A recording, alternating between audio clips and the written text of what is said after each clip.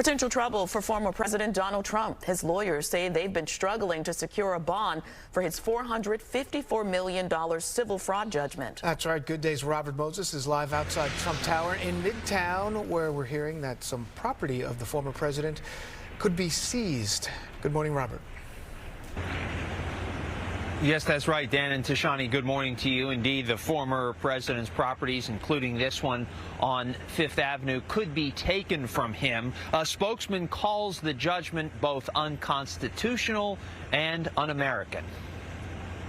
Despite approaching about 30 companies, attorneys for former President Donald Trump said in a court filing that so far he has been unable to secure a bond to cover the $454+ million judgment against him.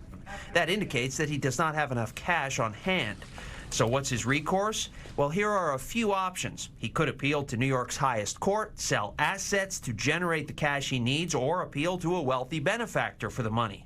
Assuming that Attorney General Letitia James does not extend Monday's deadline, once it passes, she could start moving quickly to seize his properties to cover the judgment. That looming Monday deadline is far from the former president's only legal headache. His first criminal trial, centered around hush money payments, is scheduled to begin in mid-April. Yesterday, the judge in that case, Juan Merchan, made some key rulings ahead of the trial. He will allow the infamous Access Hollywood tape to be referenced, but not played. Merchan will also permit testimony from the former president's longtime fixer Michael Cohen, as well as porn star Stormy Daniels and former Playboy model Karen McDougal, both of whom allege that he had affairs with them, which he denies. Merchan will also allow testimony from a former doorman who claims to have knowledge about the former president fathering a child out of wedlock. Daniels, McDougal, and the one-time doorman all claim to have been paid off to stay quiet. The former president has not stayed quiet as he campaigns again for the White House. He made these accusations about Democrats on a podcast hosted by Sebastian Gorka, one of his White House aides.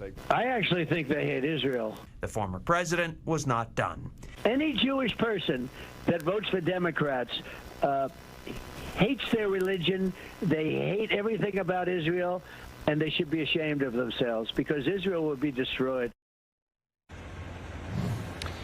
Now to another of the criminal cases that the former president faces, this one, the one in Georgia. Yesterday, he, along with 7 of his co-defendants in a court filing, told Judge Scott McAfee that they want to appeal his ruling from last week that keeps District Attorney Fani Willis on that case.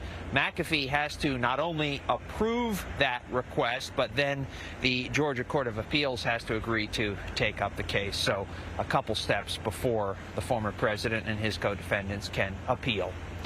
We're live at Trump Tower this morning. Dan and Tashani, back to you. A lot going on, Robert. Thank you very much.